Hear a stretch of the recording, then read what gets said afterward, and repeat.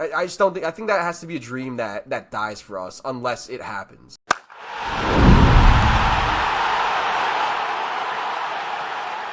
What's up, everyone? I'm Ryan Garcia, joined by Jacob here on Fireside Yankees. It hasn't been a very busy week, but we'll at least have a transaction to talk about with Amed Rosario coming back.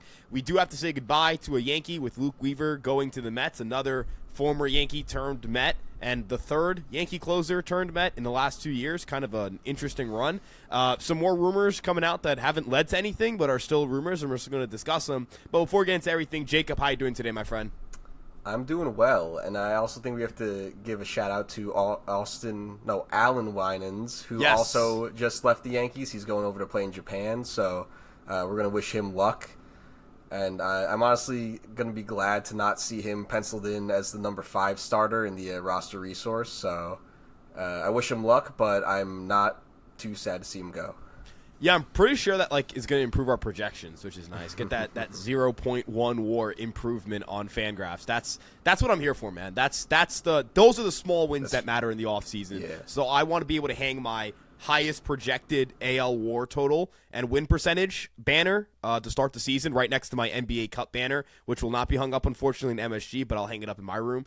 But Jacob, hasn't really been a lot going on. I know that Amed Rosario coming back is news, and I'm not upset about the addition or anything, but I do think it's hopefully step one, a very minor step one towards building the rest of this roster. What was your immediate reaction to Amed Rosario coming back? I think I said it last week, literally last week, where I was like, Rosario's not the type of guy I'd want to roster for 162. So I looked at it, I was like, all right, that's whatever. But for $2.5 million for a guy who hits lefties pretty well, I'll take it. It's not a mind-blowing deal. I'm not super excited about it, but it's like you're gonna need guys to fill in the bench, and he fills a need that we do have. So I'm not upset to see him back. Yeah, and on top of that, it's not as if Amed Rosario is going to preclude you from doing anything. If there was something you planned on doing this offseason of significance, Amed Rosario is not stopping you from doing it. I do think it's a little bit restrictive in terms of any other bench pieces you want to add, but it's not like the bench piece market is one where you have one specific player you want to bring in and they're flawless and perfect, and then you just look at the other guys and you kind of scoff at them. The Yankees are not going to be bringing in another bat-first right-handed hitter. At least I don't think they should. So I think you had mentioned this in a conversation or during the week. Rob Refsnyder's probably crossed off the list, these bat-first, no-glove guys. I have no interest in them at this point. What's your read on what the Yankees could do with their bench following the return of Rosario?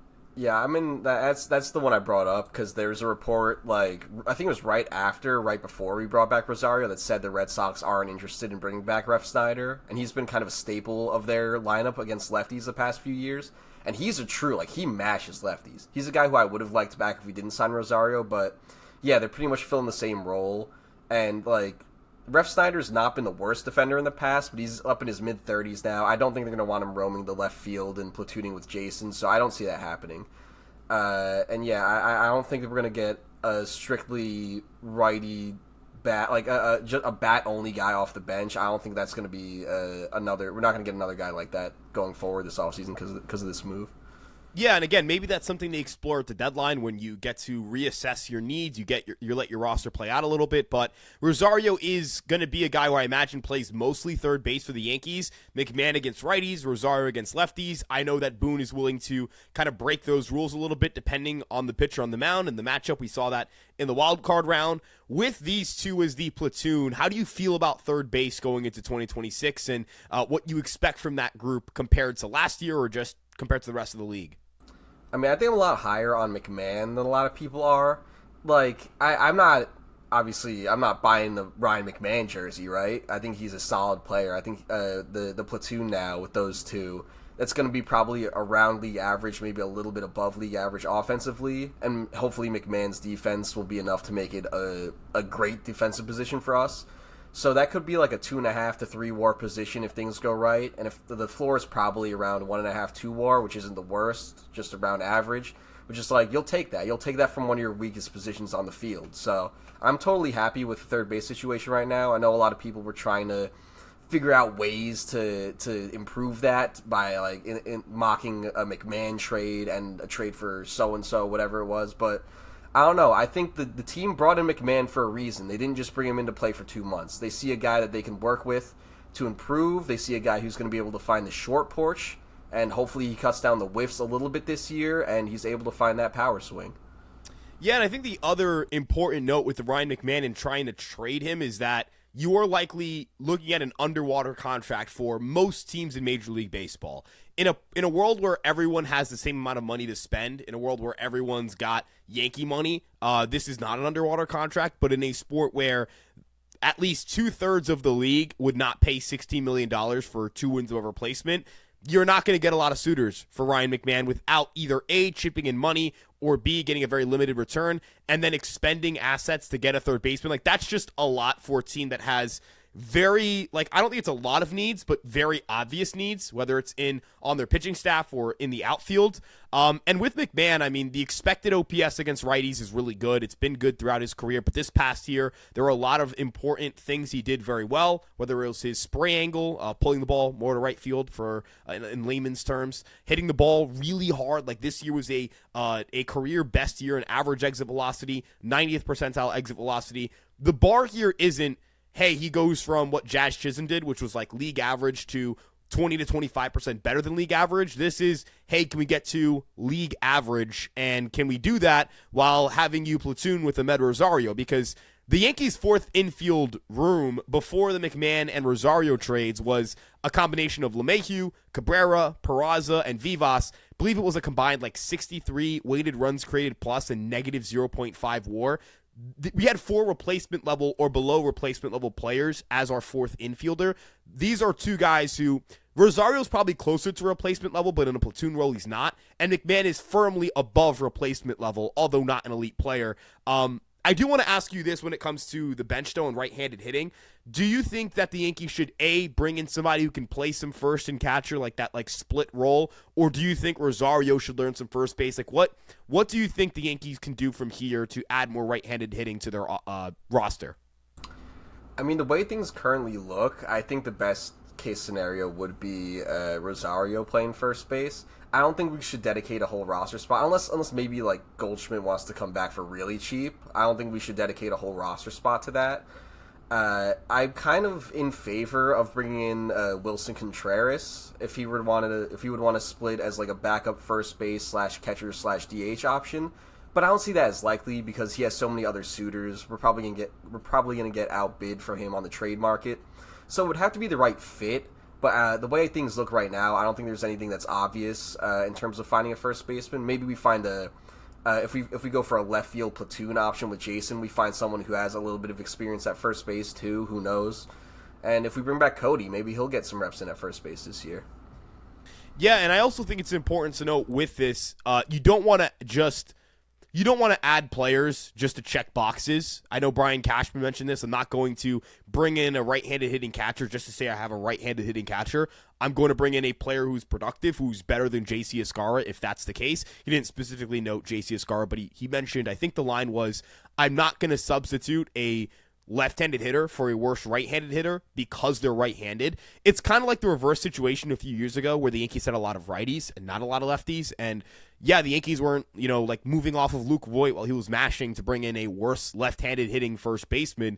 But when Luke Voit was no longer effective and a lefty became available in Rizzo, yes, that move was made. So I personally think Rosario playing first is like a fine idea. Like if Polanco can learn how to play first, Amed Rosario can learn how to play first. They're both turbo defensive infielders. Like I couldn't care less at that point.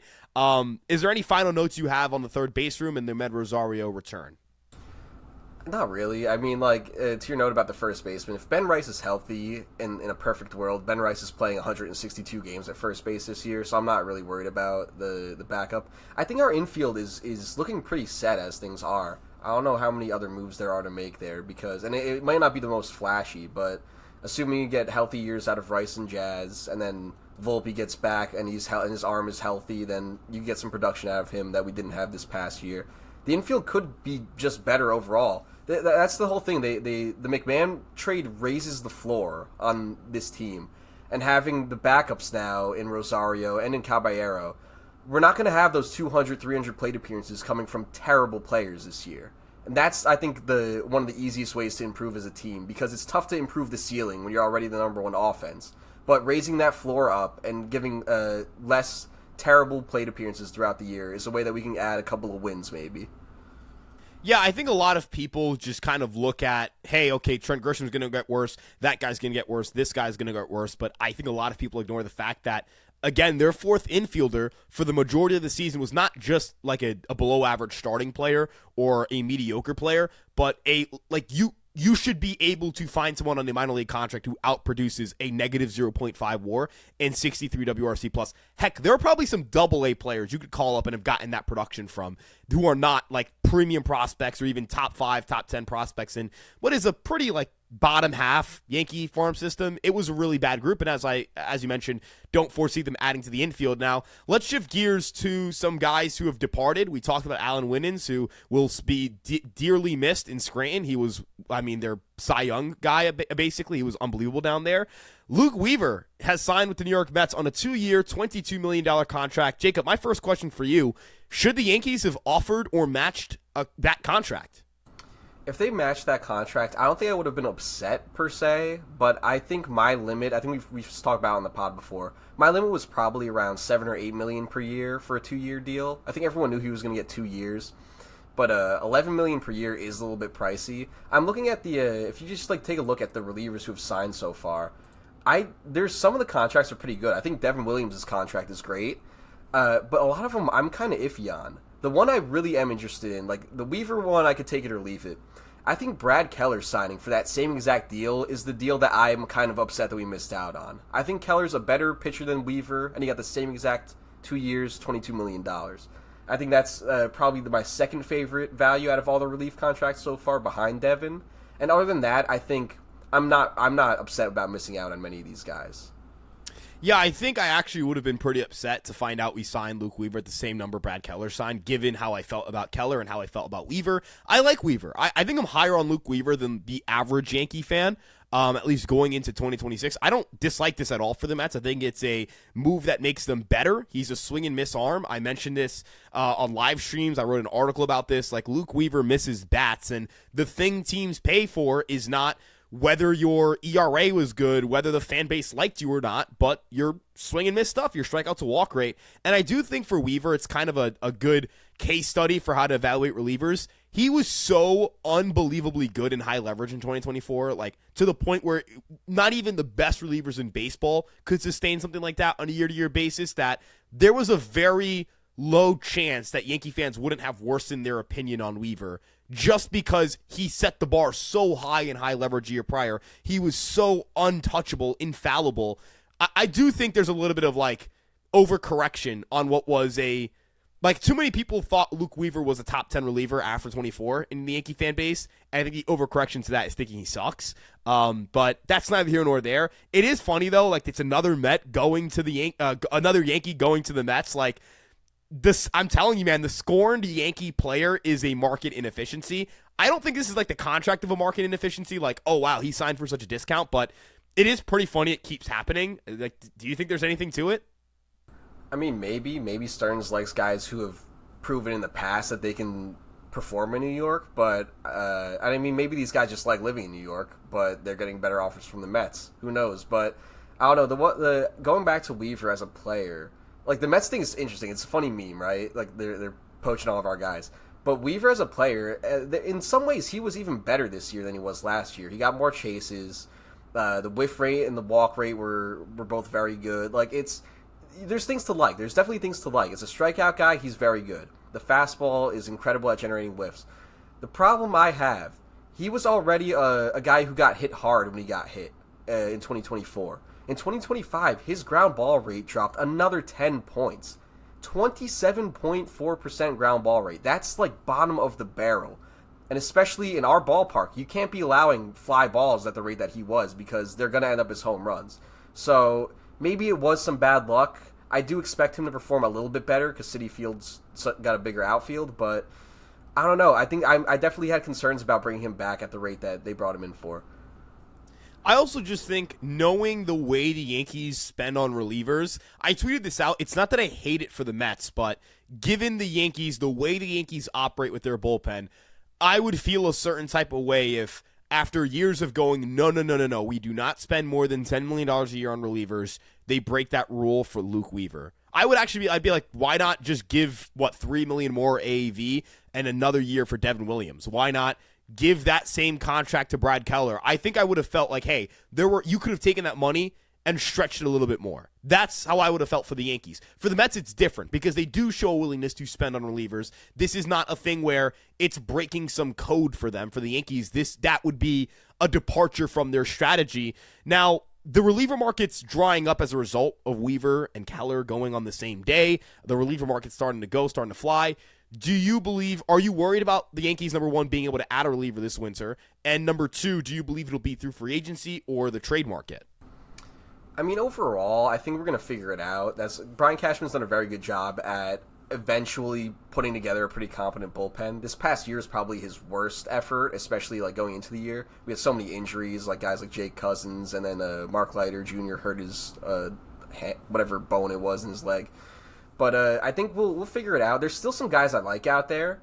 I like Sir Anthony Dominguez. I know you don't love the walks that he gives up, but the stuff is so ridiculous. If you can get him on a 2-year, he's projected 2 years, $16 million on Fangraphs. If you can get him around that rate, I'd take that all day. Justin Wilson, I'm an advocate for. I know a lot of Yankees fans don't love his past stints with the team, but he was pretty good this year, and I think we need a nice a lefty guy who has fastball breaking ball type pitcher. He's older, so he probably would be going for a 1 year, $5 million. I think that'd be a good rate for him. And I don't know, there's always going to be guys you could trade for who you've never heard of before, and then you look at him and you're like, oh, Cashman did pretty well on this one. So I'm not too worried about it overall, but in terms of who's left now, today it feels a lot slimmer pickings than it was a couple of days ago. And first and foremost, when it comes to some of the guys you mentioned, Sir Anthony Dominguez, I will say I think the walk rate is an outlier. Not that he's going to suddenly become a command god, but it was the highest walk rate of his career, just kind of based on, you would just assume it's going to get closer to his career average. And look, at 10.5% walk rate, I think relievers, they should be given a little bit more leeway with walks because I think home runs tend to be much more of a backbreaker. Some of these guys just inherent runners. And the Yankees have kind of shown, hey, we would prefer our relievers to have a walk issue than I give up home runs every single time I step on the mound issue. Not to say that it's good to walk people or good to give up home runs, but kind of like how quantity and quality of contact seems to be on a spectrum for hitters or like a seesaw. You give up one to get the other. For walks and home runs, it kind of seems like you kind of have to give up one to get the other. We saw Rodon kind of do some of that this past year. So Sir Anthony Dominguez, I'd be all in on that. Good velo, plus pitches, plus splitter. That splitter, I don't know if you've seen the way it's changed his repertoire. It's disgusting. And then for Justin Wilson, dude, I could not care less about his 2021 year. I know that year was rough, but you can't tell me he can't pitch in New York. He was really good in 15. He's good for the Mets for a little bit. The guy misses bats, and he's cheap, and the Yankees just need cheap bat missers, and Wilson would keep the Yankees in the mix to at least trade for a reliever, whereas I think Sir Anthony Dominguez would kind of preclude you from wanting to spend more money on your bullpen.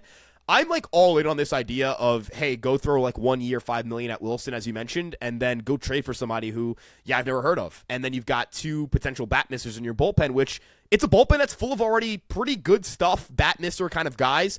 You would project Bednar, Cruz, Doval, Hedrick, Bird, all of them to have above average strikeout rates in 2026. You add another guy to that mix, then you've got Hill and battle between Winquest and Yerry De Los Santos. I mean, I'm cool with that. Bednar was a top 7 or 8 reliever in baseball last year. They just need to find that bridge to Bednar. That's what I think they need to focus on. I don't know who that is, but I think there's a lot of options still available out there. Now, the other rumors and kind of the stuff flying in the rumor mill seems to be in the starting pitching market.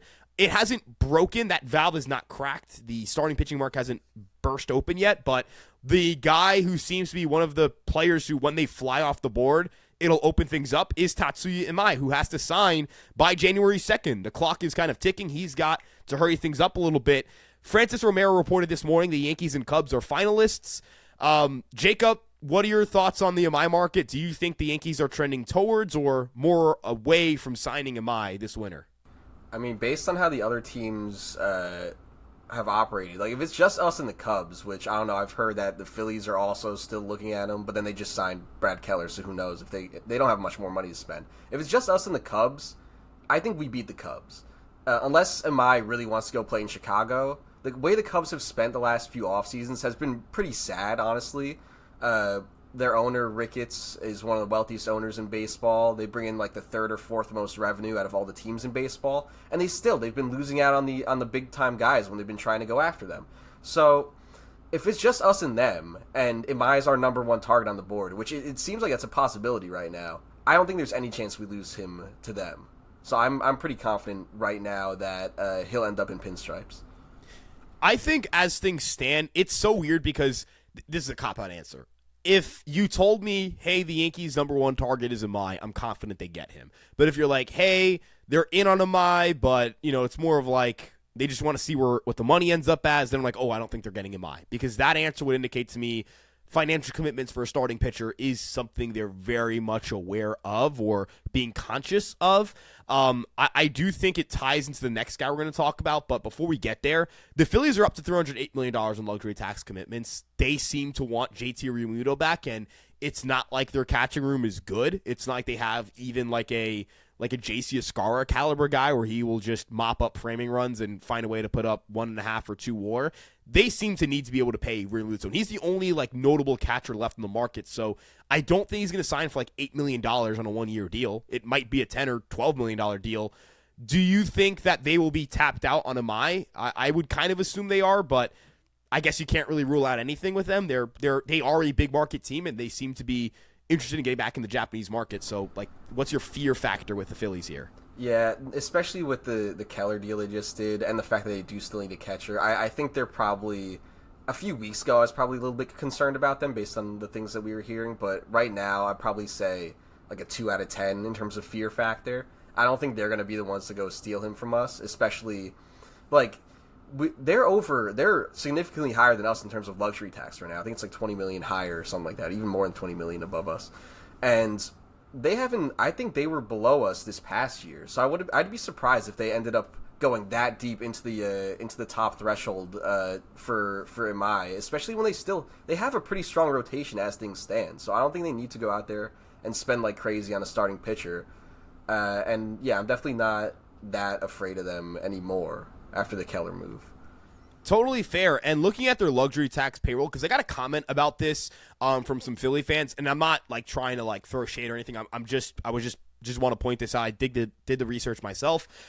Their luxury tax commitment for 2024 was $264 million. So while they did offer a lot of money to Yamamoto, and they just didn't really get far in those negotiations, it's not as if they were as high as they are currently, or it was a situation where they were going to spend to then get to a mark that they could get to with Imai. Whereas I can say for the Yankees, they were at 33. They're at 316 to end that year.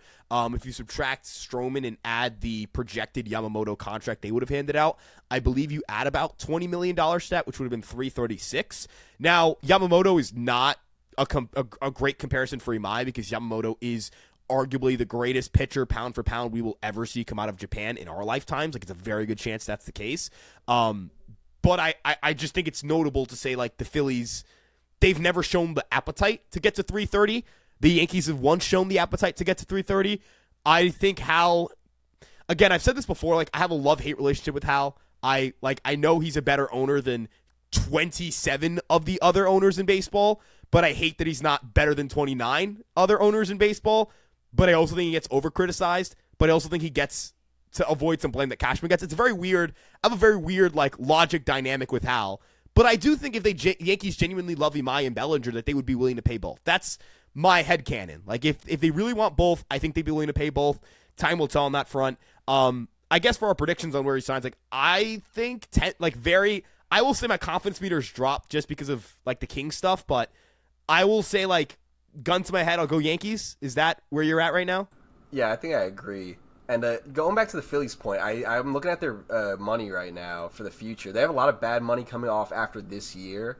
So I feel like, if anything, if they really want to go after a starting pitcher, it's going to be a big play for Skubal next offseason rather than going for him all in on Imai right now, because they really are they're probably at their limit right now. And in terms of where Imai is going to end up, I think it's probably us. Then I think the Mets are probably going to put in a good final offer for him as well. And then obviously the Cubs are one of the finalists. So I think we're the favorites right now, but either of those other two teams I could see him going there. Yeah, and the Mets would be a fun spot for him because, I mean, you look at, like, it's New York, number one, but number two, I think that's such a creative way for the Mets to solve their rotation issue. Depending on your internal evaluation of Imai, you can really sell yourself on this idea that he is someone who's going to step in and sign for less AAV than some of the other top guys and produce just as much short-term and long-term. Now, let's move on to the other starter that the Yankees seem to be kicking tires on, and that's Michael King. Now, it's, according to Mark Feinsand, Yankees, Red Sox, Orioles, Mets, and Cubs. According to Mass Live, this is from from the Boston Globe. This is Peter Abram, Yankees, Red Sox, Orioles. And then Chris Cotillo added that he believes the Red Sox should be more like opportunistic in this, but that King would love to pitch in Boston. All of this to say, Jacob, number one, do you believe the Yankees are legitimately interested in Michael King? And number two, what is your interest level in the Yankees getting Michael King in comparison to Tatsuya Imai? I think I'm lukewarm on both those questions. I think the Yankees might, like, obviously they liked King's stuff. They brought him they developed him through our own system. So it's like, I think they wouldn't be against bringing him back. But you look at who else is in on him right now. The report out of the Boston Globe that it was all basically the whole AL East wants this guy. I think there's a good chance this is a bit of a smokescreen to drive up the price on either Boston or Baltimore, because I think both those teams could use him just as much as we could. And if we're really serious about Imai, and that's our number one target, I think we're gonna pursue that and try to drive the King price up as much as possible for the other teams in our division. But at the same time, I think King is a decent contingency. The main reason I'm not as high on, I have two reasons I'm not as high on King. First of all, he has draft pick compensation that you'd have to pay to sign him, and second of all, he's got this injury history that is a little bit concerning. And we've seen it in the past. Like he's only got one full season as a good starting pitcher without injury, and that was 2024. So I don't know if I'm comfortable giving 4 years and over $80 million and draft picks for that guy. Like I think it'd be better than nothing, but I think I'd prefer Imai at this point. So I think there's a decent chance the stuff we're hearing is more smokescreen than anything else to try and drive up the bidding for our division rivals. I think when it comes to Michael King, too, it again depends on how the Yankees feel about paying for a starter. If the Yankees are genuinely interested in paying top of the market, like, hey, we'll go out and hand a big contract out, then it should be Imai, because I think Imai comes with more youth. If you give Imai a 7-year deal and Michael King the 4-year deal that he seems to be willing to sign, those contracts will both end when Imai's 34 and King is 34. So you're not just paying for his age 30 years, those years where you expect him to still be competitive, but you're also, for Imai, getting his peak years, his peak fastball velo years. And not that every pitcher is going to age the same as like a Garrett Cole, but to use him as like a barometer here, he started losing fastball velocity, I think, at age 32 to 33. That was the seasons where it went from 97.8 to 96.6 to then the year after 95. Granted, arm injury in that mix, but you can't really sit here and say, oh, well, Cole got hurt, that's part of it, and then not acknowledge the same thing happening for Michael King. I like Michael King. Michael King, I think, is a good starting pitcher, and I would be happy to have him for 2026. But as you mentioned, there are other costs that are part of this. And it would feel almost as if, in comparison to Imai, you're going to pay the same AAV.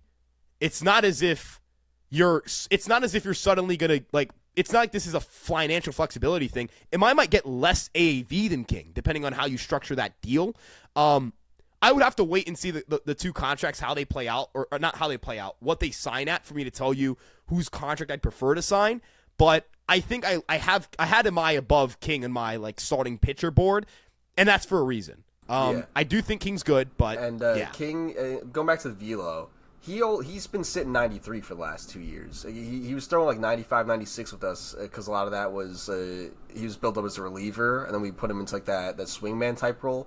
He's been sitting 93 with the Padres. So if he comes over here and we sign him for 22 million a year, 2 or 3 years from now, he could be down to 92, 91, 90. And it's like, that's not a guy I want to be paying that type of money. I think he sits like 95 right now, 94, 95. Yes. And I was reading some of that Eno Saris wrote a few weeks ago, and he was saying that coming over from Japan, they throw deeper into games over there. He was throwing around 115, 120 pitches in some of his starts. So there's a good chance he comes over here, and even with the more throwing more starts on the U.S. rotation schedule, he might be throwing harder because they'll be throwing him 80 to 100 pitches rather than 100 to 120 pitches. So he could be here sitting 96 in his late 20s here, which I would definitely think has a higher ceiling than Michael King coming off injury sitting 93.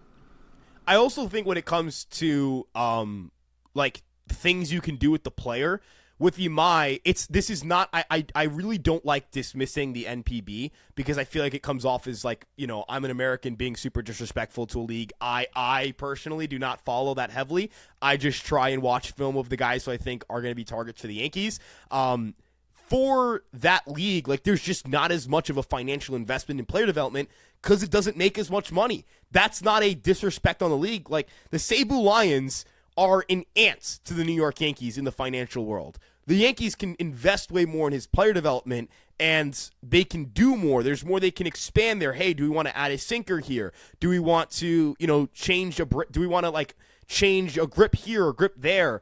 And that fastball, it's very hard to find 20-degree, 5 feet vertical release heights and forcing fastballs that are thrown at 95, all those characteristics, there aren't at least quality big league pitches. I think unlike Yamamoto and Senga, we could see Imai actually see the swing and miss increase in the fastball that everyone kind of goes, hey, that guy's got a good fastball shape. When he comes over from Japan, it'll definitely increase the whiff rate. I think it might. Maybe I'm going to be Mr. Fall for it again award. Like, if that doesn't happen, what Yankees or not, I'll gladly take it. But I actually think that could happen in this scenario. It just kind of feels like, hey, there's the external things, the things that have nothing to do with just your on-field talent, cost opportunity, cost of acquisition.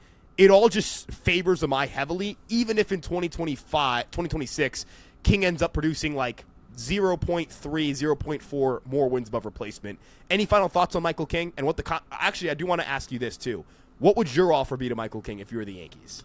Oh, man. I don't think I would go over 4 years, $80 million. I wouldn't want to be paying him, he's going to go over that, which is why I don't want to go and get him. But 4 years, $80 million would be my hard cap. I don't want to pay him more than $20 million a year, especially with the draft pick attached. And yeah, that's fair. It's funny. So talking about Imai and his fastball shape, a couple years ago I did a video on all the Japanese players who were coming over that offseason. That was the Yamamoto and Imanaga offseason. And I was like, based on Imanaga's fastball shape, if he comes to the U.S., he's going to be whiffing 36% of the time on his fastball. And it was no, it was pretty much the same whiff rate once he got here. But yeah, though Imai has a very rare fastball build, and he also has a 1 out of 1 slider. His slider's so unique. So I don't know. I think that there's a lot to work with there. And like you said, we had King in our system for years. We've already worked with this guy. We tried to get as much out of him as we possibly could. I think 2024 was probably his best possible season in terms of what stuff he has. And I don't know if that's repeatable for him because that's the only year he's been a healthy starter. So I definitely think we've seen King's ceiling and we haven't seen Imai's ceiling. And Imai's ceiling is very intriguing to me. I also do think when it comes to Imai, I can't lie, there's just something to bringing in a Japanese player and saying you finally got back into that market that matters here, because at the end of the day, man, you don't want to be shut out from that market for another few years. There's going to be a drought of quality players for the next 2 off seasons, and I'll also say this, there are some Joe Ryan fastball comps out there. That's not the case. This is a Luis Ortiz fastball. Luis Ortiz fastball, unfortunately, the guy, he couldn't, I think he made 1 or 2 bets and then got banned. He jumped in that thing late with Class A. Class A did it every week for 2 years, but then Ortiz does it for a week and a half, and they catch both of them. So it's bad luck for him. Yeah, I kind of see it. I see it as either a Luis Ortiz or at least a Luis Castillo type fastball. Yeah. But maybe a little bit more juice than Castillo's. But honestly, it's going to come down to his secondaries. If his secondaries can work off the fastball, that's going to be the key.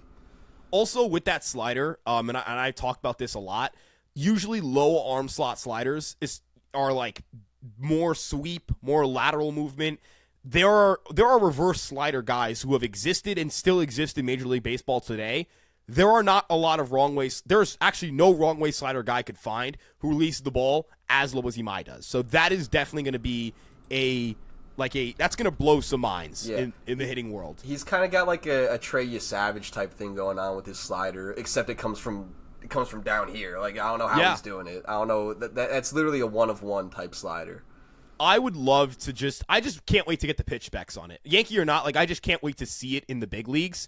Now, to wrap things up here, the player who, I mean, look, we're going to be talking about him virtually every episode because it seems to be the guy who's the center of the Yankee offseason. That's Cody Bellinger. The updates here are, I mean, the Giants checked in apparently. I think it was Mark Feinsand who said the Mets are all in, but then like Will Salmon's like, they're going to be more opportunistic here. The Mets, I kind of feel like that's Boris, like smoke. I don't know how you feel about that. And the Giants, like, do you view the Giants as a threat? I kind of want to gauge your thoughts there. I could see a world where the Giants go and put in an offer, but I think that would be a terrible fit for them, honestly. I just don't think he's going to have the home run power playing in that park. And he's going to derive a lot of his value from playing defense in that big outfield, and who knows how that'll age. So I think who knows, like the Giants might be in on him. I'm not sure how we don't have much of a sample on how Posey operates, so maybe they think he's the type of guy who's going to hit at the top of their order. But I don't know. I don't like that for them, honestly. So hopefully the analytics guys talk him out of that for their sake. I do think the Mets thing would be very funny just because of all the guys they've taken directly from us this past couple of years. I think it would be just another addition to the meme there. And I could see that happening. I think the Mets are more likely to go after Bellinger than Tucker just based on how they've operated this offseason. I think they want someone who could play some good defense in left field. But even then, I don't think the bat is the greatest fit in that ballpark. So I don't know if they want to dedicate he wants 6 or 7 years. I don't think the Mets are willing to dedicate that many years to that type of guy. Like, we've already seen it. They didn't want to sign Alonso because they didn't think he was going to age well, and they went with Polanco instead, who's a worse player. Polanco, by all accounts, is a worse player than Pete Alonso, but they chose that deal over Alonso because it was shorter. So I'm not sure what the alternative for them is in left field now, but Bellinger is going to get the second biggest deal out of the outfielders available, and I'm not sure if the Mets are going to be the team willing to go that far in terms of years. I will say this until my face turns blue.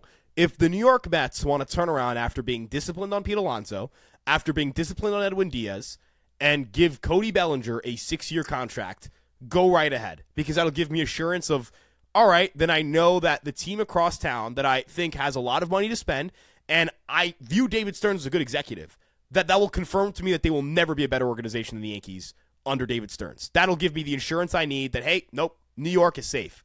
Safe in New York, I'm good. Don't got to worry about the Mets. That is what that'll assure to me, which is why I don't see that happening. I don't think David Stearns is a bumbling idiot. They just traded Brandon Nimmo.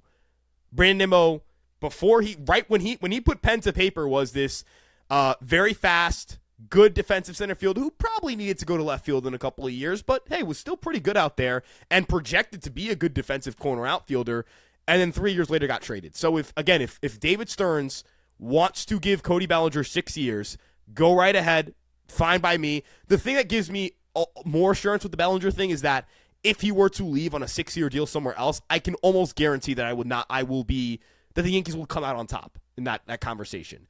And it's kind of like how the Met fan, I think, should feel about Alonso to an extent, where it's like there is a very low chance Pete Alonso returns on investment.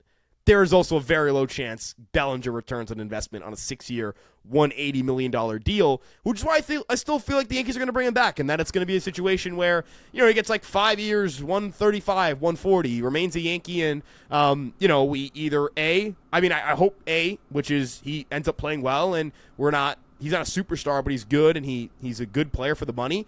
Or B, the outcome I'm really not hoping for, which is, and I think the worst of any outcome, including losing him, which is by year 3, you're like, oh my God, this is just DJ LeMahieu all over again. Yeah. I think it's a better fit just because the home run swing fits our ballpark perfectly. It's so like the pulling the fly balls. he's a contact hitter at this point in his career, but he's gonna hit 25 plus homers in our park because he hits all of his fly balls out to right field. Yeah. So that's the reason I like him for us more than for them. But like you said, I don't think it's gonna be, no matter what, if you're giving this guy 6 years, I just don't think it's gonna pan out as a surplus contract. But sometimes you got to do that. Sometimes to keep the team together, like it's a little bit different with the Mets, right? The Mets were an 83-win team last year, so keeping everyone together and spending all of your resources on maintaining the status quo probably wasn't the right play.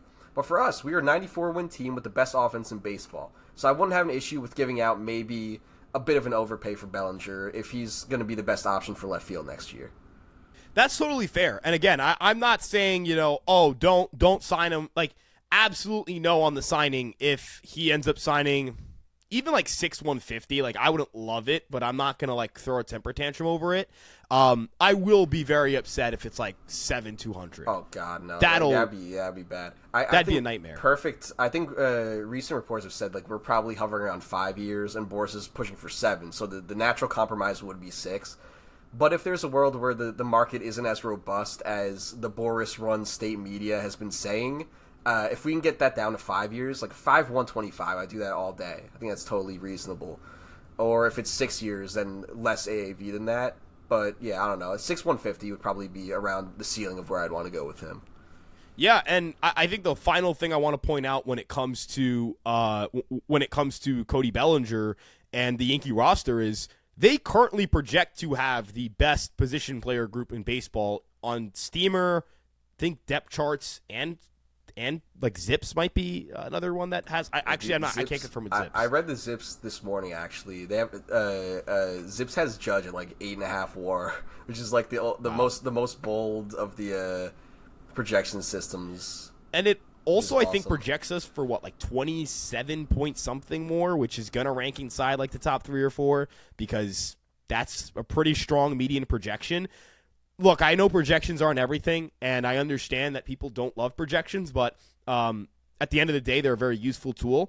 And I think if one projection system tells you something that the other ones don't, and you take that as gospel, I think that's crazy talk. That's you just using one formula to say, this is the opinion everyone should have. Yeah. But if every like modern form of forecasting player production is like, hey, this group's going to be good next year, they're probably going to be good next year. And if they're not good, it's not going to be because Brian Cashman had some massive oversight that only a 5-year-old could miss on. It's because a series of unfortunate events occur, which happens all the time. And I think looking at the projections so far, like what you said, the position players project really well, and the pitchers are more iffy. So I think that's why going into the offseason, I was probably like, either getting Tucker or retaining Bellinger was the number one priority. But at this point, it seems like Imai might be the number one priority because the pitching is projecting to be worse right now. And I'm sure because all the projection systems are kind of agreeing on that, the internal system is probably saying this, probably a similar thing. I'm not sure if it's exactly the same, but I think pitching is probably going to be the more important need that we have to address if there's only one big contract to give out. I agree. And I would also say when it comes to the pitching side of things, very much the area where you are the most banged up right now, and the one where you're relying on, the kind of things where I would criticize the front office. If the Yankees sit on a podium and say, we need to add a starter because we know Cole's coming back and Rodon's coming back, and we're relying on 33-year-old Rodon and 36-year-old Cole post-arm operations to return and be awesome, if that doesn't work out, you deserve all the crap you're going to get for it. That's an incredibly stupid and in my opinion, short-sighted plan. That is stupid. I don't think saying, hey, I'm going to bet on the team that like pretty comfortably led baseball in every like important offensive statistic. I'm going to bet on them to be good again next year, and I'm not going to care about that 7-game sample in October. I don't like. I know I'm talking down a little bit on people, but like, I'm sorry. Like, I think it's kind of crazy talk how frequent that runs, but it is what it is. It is what it is. I got a last question for you before we finish up here. Let's say we miss out on Imai and miss out on King. Obviously, everyone's going to be pissed if that happens. Who would be your pivot, your number one go-to pivot for the rotation to shore up the back end of the rotation at that point? So I would look at the trade market and try and like pick from there. You know, Peralta's a guy whose name's been thrown out there. The Peralta trade is not happening. I'm sick of it. I'm sick of seeing everywhere I look. is the Brewers, who just won, 97 games? They're going to trade an $8 million 1B? Like, he's their best starter right now. If they trade him, will we get a video on their ownership group? Maybe. I don't know. The issue with them is that they operate so well anyway that I can't be upset. They invest in their development. They invest in their scouting a ton. They have a bunch of academies set up down in Venezuela and then even in Africa now, which is interesting. They've done a really good job at establishing investments overseas. So when I go after the Angels, right? It's because they spend the payroll, but then they do shoestring for everything else. The Brewers is the opposite. The Brewers are kind of like the Rays, where they invest in everything, knowing that they're not going to be able to run the high payroll. But they're not going to trade an $8 million pitcher who's worth $20 million. That just doesn't make any sense. They're going to need so much in surplus value. I think Talkin' Jake had an interesting point on their podcast the other day, where he was like, Peralta might cost more than Skubal. I think that's a bit of an exaggeration. But I get what he's saying, because the difference in what he makes and who he is as a pitcher is a lot more than the difference between what Skubal makes money-wise and who he is as a pitcher. Because you're not getting that production for $8 million anywhere else on a 1-year commitment. So I just don't think. I think that has to be a dream that dies for us unless it happens. I'm not going out there and expecting Freddie Peralta to be traded this offseason. So you'll see it, and then you'll believe it kind of guy. Yes. That's where you're at. Okay, I think that's fair. No matter how many rumors about him come, the rumors about him, I have friends who are Brewers fans. They've been talking about trading him for 3 years now. It's the same shit every single year. Some of these, there's different. It happens in every sport, right? Like Giannis has been on the trade block for 9 years now. Freddie Peralta's on his 3rd year of about to being traded, and every 2 months there's a new rumor. It's they're not moving him, they're gonna keep him, but no, wait, he's actually generating interest from the Yankees. I see a mock trade for him every week now, and it's I don't think it makes sense. Totally fair. If that's not on the table, I would go to Mackenzie Gore and go to the Nationals and see what I can do there, because I think with Gore it is very low hanging fruit. I've said this before. It's take a guy who was arguably on the worst non-Rockies organization in the league, in terms of player development specifically, and put him on the Yankees. And he's had a good FIP, he's had a good strikeout to walk rate, and hope something good happens. And if nothing good happens, he's been a league average run preventer. Sure, I'll take it. That's better than probably what I would expect from Heel next year, if I'm being honest. Oh, for sure. No, I think Gore's median outcome is significantly higher than Heel's, and his ceiling is significantly higher than Heel's. So and he's younger. I would like that. And I've heard, I think you've told me that they've shown interest in some of our prospects before. They've shown interest in Dominguez before. So maybe if we go out and get a left fielder, and we've missed out on Imai, go out and get a left fielder in Bellinger or Tucker, then that trade can happen. Dominguez plus for Gore. And who knows, if you can fix whatever his endurance issue is, where he falls off in the second half, he's going to be a really good pitcher. Because you look at every May, you look at the leaderboards, and you're like, wow, Mackenzie Gore is a top 10 pitcher in baseball right now. But then that's never sustained itself before. So hopefully, if that ends up being the pivot, that's not a bad pivot. I think I agree. That's probably my favorite option besides Imai. Probably even above King. I'd probably prefer Mackenzie Gore above King. Yeah, because if you're going to give up, draft capital is not is prospect capital. It is prospect capital. And IFA, this is all prospect capital. It's not obviously the same as trading, Jason Dominguez. A second round pick is not worth Jason Dominguez. It's worth way less, but you're still giving up prospect capital and financial capital and significant financial capital at that. So I totally get it. But I think I would look at just the trade market general as the pivot. I'd even this is going to be in pathetic land, but I'd even call up the Reds and go, hey man, what do you want for Brady Singer? He's a league average-ish starting pitcher, and he can take the ball every 5th day. You just need a body, I think. Yeah, that's you need a body guy. I'm not a Brady Singer fan. I wouldn't consider myself one either. I'm just thinking of 1-year guys. I do think they're going to trade at least one of their guys. I would want to avoid Andrew Abbott. I'm going to say this now. I'm a Andrew Abbott denier.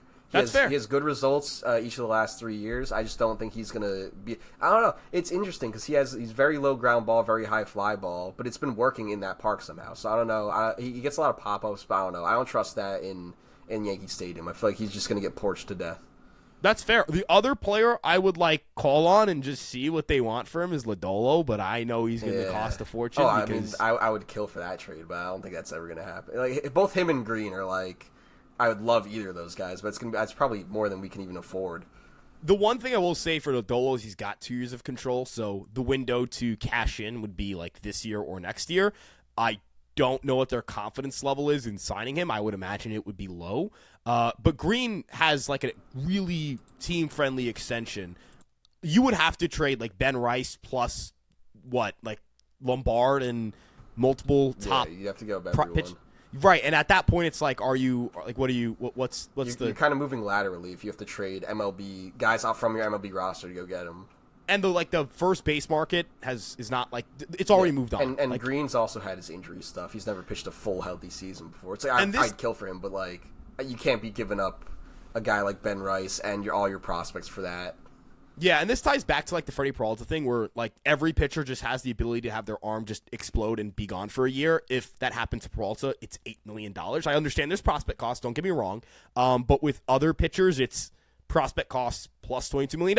It's prospect costs plus you've already committed money to Hunter Green. It's prospect costs plus whatever it may be. That is a little bit different with Peralta, where it's literally just, all right, I set $8 million on fire. I'm the Yankees. I don't care. Do you know what Gore's arbitration projection is? I think it's around $5 million, which is that's perfect, dude. Right, that's the other part of this appeal. He is so cheap. I can double check. It might actually be. I might be wrong.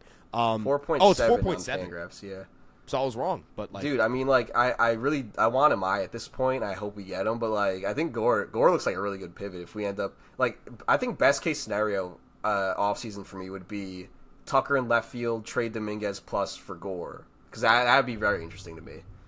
Yeah, and again, that would be that's a really good team, and I know that it's another thing too where if the Yankees are interested in a pitcher, this is definitely maybe not the healthiest way to look at things, but if Matt Blake and Sam Breen tell me, yeah, I think we can make this guy better, I want him, I'm going to go, okay, yeah, sure, I'm in. Yeah, and especially if the data is there to suggest it. It's not like Mackenzie Gore sucks, and it's the Yankees are running on a guy who sucks. If the Yankees, again, were in on Brady Singer, I'm not going, ooh, man, Matt Blake's going to fix this guy. I'm going to go, okay, I mean, what was this, plan Z? Okay. That's how I felt when we traded for Heaney. I was like, this doesn't make any sense. Yeah, it's Andrew Heaney sucks. You know what I mean? So this guy's I was like, this guy is gonna get porched to death. Then he came here and he got porched to death, and everyone hated him. And then he goes to the Dodgers. I don't know what happened with the Dodgers park.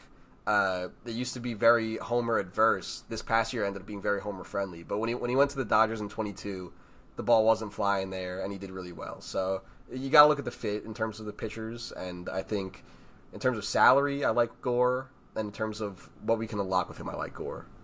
Yeah, I wonder if maybe the Dodgers have wind tunnels. That's gonna be my running theory for a bit. They got big ass fans pointing at the power alleys. Yeah, I buy it. Yeah, I believe Cleveland. I genuinely believe Cleveland did it in 24. Well, I fully believe that had to do with the way they did construction or something. Yeah, not at all. No, I believe that. I don't trust the Guardians. That was perfect. They literally designed that for Quan. Yeah, and they didn't. I would if they had traded him after the fact, and you had told me hey, the the Guardians orchestrated that construction to inflate Quan's value and then trade him, I would totally believe it. That is fully believable. Yeah, that's something they would do. Yeah, those scoundrels. But I want to clarify this is all a joke. I'm joking for legal purposes. I'm not being serious. I don't think I'm going to get sued for that, but I'm joking. I would trade for Steven Kwan if we spend all of our money on a starting pitcher. I mean, it would have to be the right trade. I wouldn't give up that much for him, but I wouldn't give up. It seemed the Dodgers would have. He's an upgrade over Dominguez, in my opinion. Oh, for sure. I fully agree. It depends on what you give up. If this is a situation where you're trading Dominguez and I don't know, Will Warren, I'm cool with that. That's cool with me. I'm down. But if it's a situation where it's you need to trade Dominguez, Lombard, Cruz, Warren, I'm I'm good. Or I guess Rodriguez, sorry, and Warren, I'd be I'm good, man. Nah, I'd rather overpay Bellinger to do that. I think you just reminded me that the ERC or a loss in his name. It's really unfortunate, man. It really does suck. We might just have to trade him now. I'm very disappointed. You see, the Yankee prospect Aura ranking, like there's been a big shift. Not that LaGrange never had aura, but his nickname being La Pistola is crazy. Fake Dominican over you. Dude, yeah, my Spanish is terrible. It's terrible. I, like, never speak Spanish in public because I know it's bad. But, like, his nickname is insane. And then you go from Elmer Rodriguez Cruz to Elmer Rodriguez. Like, that's a drop-off. That is. You're thinking about glue. You're like, Elmer. Yeah. That's really it. Like, there's, like, he's a glue guy. Like, no, it's not. Doesn't work, man. And then, like, ER is just such a, again, it's such a bad omen. I like Ben Hess, because that's just, like, the single syllable name is, like, you know, this guy's going to be slinging it, you know? And the Hesh truck, you know? Yeah. Hesh truck's here. Like, yeah, you know, like that thing. Like, I actually collected Hesh trucks as a kid, too. Oh, so did I. Yeah, My grandpa gave me the new one every year for Christmas. That's tough. Yeah, no, I feel like, bro, like, that's at least aura. Cunningham doesn't have the name Juice, but it's a pitcher's name. It's definitely a pitching name. Bryce Cunningham's a pitcher's name. He sounds like someone who'll carve you up. Right, but it's not. Hess sounds like someone who's going to blow it right by you. Cunningham sounds like someone who's going to, like, be painting on the corners. Yeah. But then, like, Elmer Rodriguez is just like, he sounds like someone who gets shelled, I'm not going to lie. I have faith. I have faith that, like. I like him. I think he's a good prospect, but we're just messing around here. I think Rock Riggio was, like, the coolest name in the system. And the fact that he was, like, 5'2", it's like, oh, this guy rules. This guy's the best. You know, that was one of the guys I would just go on, if I was bored, I'd just go on Fangraphs and be like, oh, how's Rock Riggio doing this past week? And then he was, that tear in Double-A this past year was legendary, man. I'm going to miss 2020. I don't know how someone that size was hitting for that much power. That was awesome. And he also had, like, the Captain Jack Sparrow, like, walk that he did in college. Like, he was just dope, man. And they finally let him grow the beard. I'm gonna miss him. Banished him. We banished him to the depths.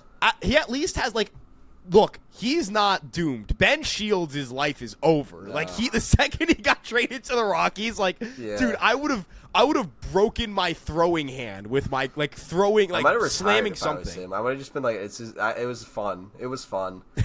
Because again, with Riggio, like, hey, at least, like, I can put up good counting stats even if I'm not good. You make it up, you can hit in that park, like, right. Anyone can hit there. But even you could be bad and hit 20 home runs, have 75 RBIs. Like, I know that's not, you know, I don't care about those things, but like, it's cool to do it. Like, if I was, like, I'd rather be a guy who has, like, the Dante Bichette stat line than a guy who didn't make the league. I mean, even Ryan McMahon can say, like, Ryan McMahon is quietly going to end up hitting, like, 200, 250 home runs, maybe 300 in his career. Like, that is, if things go right, I think 300 is a stretch. He'll hit, like, 250 home runs in his career, which is a lot of home runs. Good for him. But, like, Rock Riggio, hey, man, Rock Riggio over, under, I think hot take, he'll end up at 200 home runs in his career. I don't know about I believe that. In Rock. I don't know if I believe in Rock. I don't know if I believe in him to that extent. I think because he doesn't have to be good to do it. He just has to be a career-long Rocky. That's the thing, though. I think if he comes up and he gets some good run, I think he'll have a couple of 20, 25 homer seasons. But I don't think he ever goes for 200 lifetime. Fair. But I think Rick McMahon will get there. Is my take. I think Ryan McMahon will get to 200 home runs. He's at 144. Oh yeah, he'll get there for sure. Especially, I think he'll be fine in the Porsche this year. I think my hot take is I think McMahon could be a 30 home run guy this year. I wouldn't be stunned by that. Like, that wouldn't blow me away. Yeah. Also, did you see that the Yomiuri Giants, before we wrap things up, they just named the captain, so that might be an indication that Okamoto has decided on a team because. Oh really? I mean, is that what they do? Like he's passing off the. Well, you wouldn't name a new captain if you were 100%. If you were not 100% sure Okamoto was leaving. So I don't know. I mean, that's just like speculation, but yeah, he's not gonna be a Yankee. But you know, it'd be cool to see. Maybe it would suck if he goes to Boston. I could see him going to Boston. That's such a good fit. Dude, our division is hell. I want to talk about this real quick. Our division is hell. Every single rumor, it's like Tucker, Blue Jays, King, Boston, us, or Baltimore. I mean, Baltimore already signed Pete. Boston's in on Ketel Marte, apparently. Everyone in our division's in on everyone. And it's just so frustrating. It never gets any easier playing in the AL Beast. It doesn't. If it makes you feel better, the Yankees are now projected to have a 0.001% higher winning percentage than the Blue Jays. So they're narrowly clinging on to the Fangraphs division title, which I care about. Before any big moves, that is interesting. Because I care about these things. Toronto, hopefully they go with Bichette instead of Tucker. But if they go and get Tucker, I think it's gonna be tough for us to catch them. Knowing the AL East, that's just what's gonna happen. Yeah, it's gonna be like that forever. forever and ever. Nobody has it worse. There's no more Devil Rays now either, which sucks. When I was a kid, it was just like, oh, that's a free 15 wins. Even them, like, I'm not saying they're going to be great, but they're not. They were. No, like, they're never bad anymore. Even when they're bad, they're not bad. They were what? I think it was 5 games below 500 this past year. Oh, and in June, they were leading the division for a little bit too. Like they I forgot about they that. were hot as hell until they had to go play 50 road games in the last 75 games. They were hot as hell. And they I don't think Cedric Mullins is a stud, but he's better than what they had in center field. He's not bad. He's a decent baseball player. And like Steven Matz is a decent 5-starter. I can't wait. I can't wait to see ball being played back in the Trop again. That's like, the Trop is disgusting and it's a blight on our society. But it is just like, it feels like home sometimes. It is. It's where baseball belongs. It's George M. Steinbrenner Field just felt wrong. Yeah, it just felt wrong. But we'll see. Any final thoughts you have? No, I think we've covered everything. We've gone on our little tangent this last 15 minutes about everything else on our minds. I don't know. Hopefully we get one big move before Christmas. But if not, I feel like we're going to be pretty quiet until right before the window closes on the last 2 Japanese players in early January. And if nobody signs before Imai and then Imai goes elsewhere, it's not that I'll be mad just because he isn't a Yankee. I'll be mad because I waited that long, nothing happened, and then Imai didn't sign here. Like, cool, man. Thanks. Appreciate it, bro. So we'll see what ends up happening here. Thank you guys so much for tuning into this episode of Fireside Yankees. Links to all of our social media pages will be in the description. It's at Fireside Yankees on Twitter, Instagram, TikTok, Facebook, and of course this YouTube page. I'd also like to point you guys to our website at empiresportsmedia.com and Jacob's YouTube channel, AndThatsBaseball. The link for that will be in the description as well. Yep. We appreciate your continued support. We'll see you guys in the next one. Peace out, everybody.